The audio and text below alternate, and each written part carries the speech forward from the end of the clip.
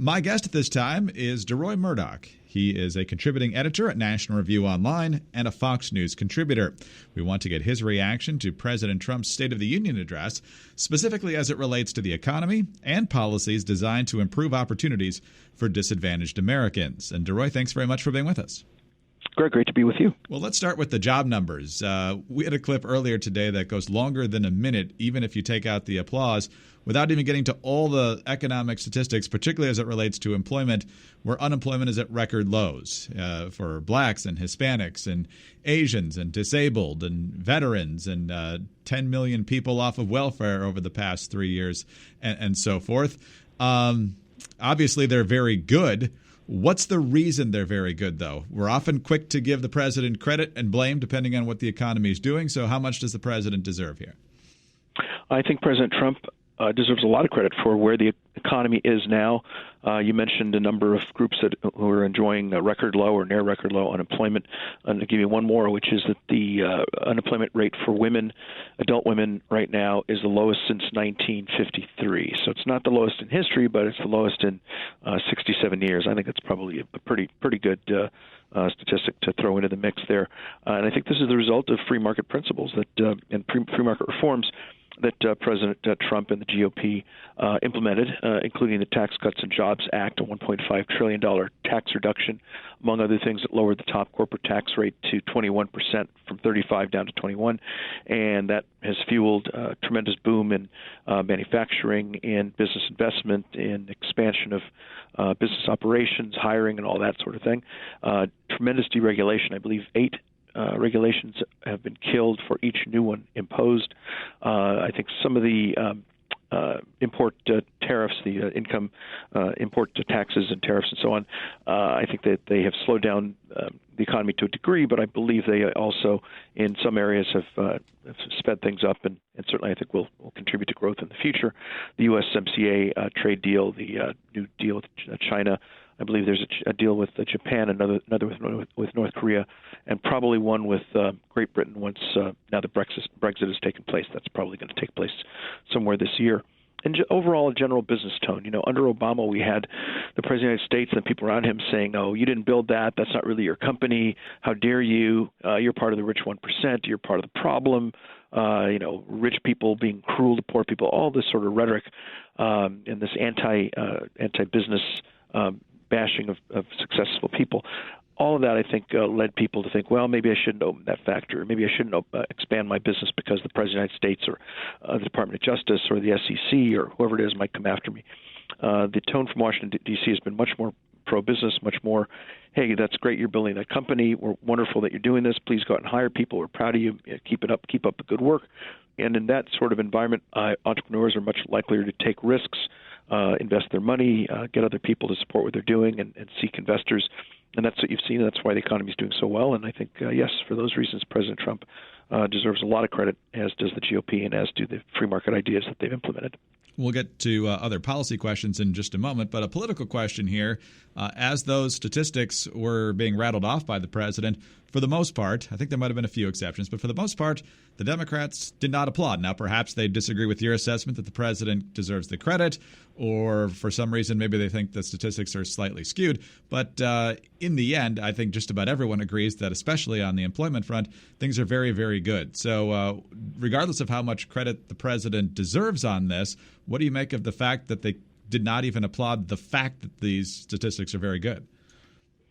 Oh, it's extraordinary. I mean, you would think, if nothing else, that the Democrats would applaud when the president talked about the low unemployment rate for women and the low unemployment rates for blacks and Hispanics. I mean, the Democrats claim to be the party of women and the party of blacks and the party of Hispanics. So if something is going right for what they like us to believe are their natural constituencies, that they would applaud and say, "Gee, that's a good thing. You know, maybe we didn't support the tax cuts or whatever, but gee, isn't it great that women are back to work and that blacks and Hispanics have not been as big a part of the workforce as they are today, ever in history." And you'd think they'd applaud that, but no, these people are angry. They hate President Trump's guts. They can't stand him. I think they want him dead. And as a consequence, there's nothing he can do right. There's nothing that he can do to please them. And they're not even able to fake it a little bit with the entire country watching. Absolutely grim and terrible. Well, clearly the Democrats did not support the tax cuts, but the president directly tied the tax cuts to an opportunity zone project that South Carolina Senator Tim Scott is heading up. And here's how the president described it in a couple of clips that we spliced together here because it was interrupted by applause. Jobs and investments are pouring into 9,000 previously neglected neighborhoods thanks to opportunity zones, a plan spearheaded by Senator Tim Scott as part of our great Republican tax cuts. In other words, wealthy people and companies are pouring money into poor neighborhoods or areas that haven't seen investment in many decades, creating jobs, energy, and excitement. You could hear some protest voices out there from the Democratic side. But, Deroy, what can you tell us about what's actually happening here? Is this just something that got passed? Is this already in development and having an impact? What's going on? Yeah, there are about 9,000 areas in the country that have been neglected, where you have high unemployment, poor levels of opportunity, and so on. And because of the Tax Cuts and Jobs Act, there are now incentives for people to go in and start companies, expand companies, open up factories, whatever it might be. And it's actually having an impact. There was somebody in the gallery, one of the president's guests, who was I believe he was a drug addict. He was homeless. He cleaned up his act and began working for a construction company that had gotten started or at least expanded in an opportunity zone. He's now cleaned up. He's now working. He's making money, and this is just one small example. And this is an idea that we had promoted a bit by the late great Congressman Jack Kemp, who talked about enterprise zones. I think this is somewhat along the same lines. And again, there was not one Democrat who voted for this. They voted against President Trump and the Republican tax cuts, and so this is something the GOP did without any help from the Democrats, and it's, again, one other example of when you limit government and create positive conditions for businesses to expand and grow. That's the sort of thing that creates real opportunities for real people and takes people off of employment and gets them on the ladder heading upwards once they start working. You mentioned Jack Kemp talked about enterprise zones or opportunity zones, depending on the terminology you want to use, and that's going on 30 years ago now, if not further ago. So what happened in the meantime? Why didn't they happen sooner? You didn't have much of this happen in part because you had 8 years of Obama, and he was not a very pro-market type of person, not the kind of person who sees the sense of limiting government and expanding entrepreneurship. He's part of that whole command and control mentality where people in Washington, D.C., supposedly who are much more brilliant and noble than we savages out and deplorables across the country. And what you saw is a lot of Washington, D.C. money being pumped into these green energy projects. Cylinder being one example. That went bankrupt. The Heritage Foundation has something they call I think it's called the Green Energy Graveyard, something like this. They've got Cylinder and 18 other companies that were getting subsidies from various agencies under the Obama administration. They went broke. Those that survived did create jobs, but the jobs that were created, I believe, at an average cost of $635,000 per job. I mean, at that point, you might as well just give somebody $300,000 cash, tell them to stay home and enjoy it, and put the other $300,000 back into the Treasury. So we've seen really one of the reasons I think the Democrats are sitting on their hands during the speech was that they're seeing their entire economic model collapsing, the entire way of thought that they present, which is that people in Washington, D.C. should make all the decisions for us uneducated buffoons across the country. We tried that. We had stagnation under Obama for 8 years, doing the opposite approach, which is having faith in the American people and supporting American workers and creating conditions where they can thrive. After 3 years, the results are just so much more positive and so much more along the lines that will allow people to be prosperous and happy for themselves and their loved ones. And I think they see that the comparison, they're probably ashamed and they're probably not in much of a mood to stand up and cheer over a set of policies which they just see pretty much now in flames. We're talking with Deroy Murdock. He is a contributing editor at National Review Online, and he's a Fox News Channel contributor. 2 questions before we let you go, Deroy. First of all, another major issue the president talked about last night was school choice. He highlighted the case of Janiah Davis, an elementary school student in Philadelphia who had tried to get into a better school through opportunity scholarships, but the demand is so high she didn't get selected for that. She was awarded one at the State of the Union last night, but the president talking about the need to make that a bigger opportunity for more kids around the country. Here's what he said on that. Now I call on Congress to give 1 million American children the same opportunity Janiyah has just received. Pass the Education Freedom Scholarships and Opportunities Act, because no parent should be forced to send their child to a failing government school. This is an issue that doesn't get a lot of political headlines, Deroy, but every time I see the issue explored, the demand for this, particularly in impoverished areas or disadvantaged areas, especially in an urban setting, is just through the roof. And I think you and I talked a while back about how school choice was perhaps the decisive issue for Ron DeSantis in winning a larger percentage of black votes than expected in his Florida governor's race. So explain how significant this issue is for many Americans. Everything you said was correct, but it's even worse than you described in a sense, which is that this young lady, Janiyah Davis, who I believe is in fourth grade, hoping to get out of a rotten school and into one where she might learn something. The school choice scholarships that were available were all given out. There were not any more to benefit her and others. And unfortunately, the Democrat Governor of Pennsylvania, Governor Wolf, vetoed a measure that would have made more of these opportunity scholarships available. So given the opportunity, given the chance to do more for people like Janiyah Davis, the Democrat governor of Pennsylvania decided not to do that.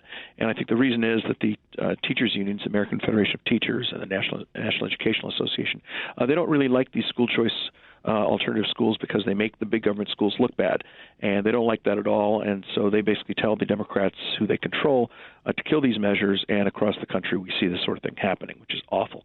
Ron DeSantis in Florida, when he ran for governor in November 2018 against Andrew Gillum, who happens to be a black Democrat, didn't give up on the black vote. What he did is talk to what he called school choice moms, basically predominantly black mothers who are interested in seeing more school choice options for themselves and their children. And he courted them. He said, look, I'll try to give you and your kids more options for education. And he won approximately, I believe, 8 or 9% of the black male vote. He won 18% of the black female vote. And that additional number came out to about 100,000 votes. And that's why he is governor of Florida, and Andrew Gillum is just sitting on his own in the private sector in Tallahassee.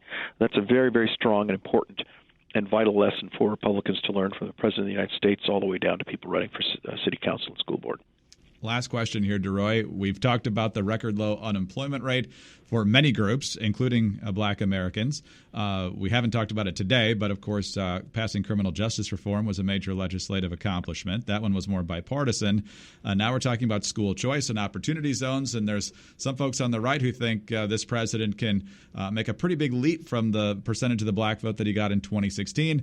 Others say, whether they're right or left, I don't know, after Charlottesville or some of these other things that have gotten tweeted out, or what he said about certain countries where folks were immigrants from, I just don't know if that's ever going to happen. What's your sense of it? Yeah, well, look, I think the president has an incredibly positive story to tell black Americans, among others, the low unemployment rate, the support he's given to historically black colleges and universities. One small thing he did, or maybe not so small if you're the beneficiary, but a very specific thing he did, was to extend the time in which people could use Pell Grants in college. Normally it was done in the past just for spring semester or fall semester. It was not available for summer school. Apparently a lot of black kids at historically black colleges and universities go to summer school. And so a number of presidents of these historically black colleges and universities, like Spelman, like Howard University, came to Obama for 8 years and said, would you please make the Pell Grants available for our kids who are, many of whom go to summer school? They didn't get the time of day from Obama. Nothing. First black president of America gave them no attention on this. They asked President Trump. He said, great, let's make Pell Grants available for summer school. And boom, they did. And who benefits? Well, these black kids at historically black colleges and universities, among others. That sort of thing, those sort of positive results, if he were, in fact, the white supremacist and white nationalist who hates blacks that the left loves to claim he is, he wouldn't do that. He would find something else to do this time other than make these sorts of positive changes in the lives of black Americans. He ought to talk about this. Republicans ought to talk about this. And I don't think they're going to get 100% of the black vote or 50% of the black vote. But if they get 15 or 20% of the black vote, it is good night, Irene, for the Democrats. Because if you take away something like 1/6 or 1/5 of their electoral base, the entire house of cards collapses for the Democrats. And so I think every Republican from President Trump on down ought to be talking about this sort of thing, should go out and talk to black folks, talk about school choice, talk about these positive things he's doing, the historically low black unemployment rate. And the more that black voters learn about this, the more likely it is that one out of 6, 1 out of 5, maybe 1 out of 4 of them vote Republican. And if that happens, it is pretty much a Trump GOP landslide this November. Well, we'll certainly be watching that as one of many factors as the campaign rolls along. Deroy, thank you very much for your time and your insights today. We really appreciate it. Greg, my pleasure to talk to you. Thank you very much. Thank you, sir. Deroy Murdock is a contributing editor at National Review Online, and he's a Fox News Channel contributor. I'm Greg Columbus, reporting for Radio America.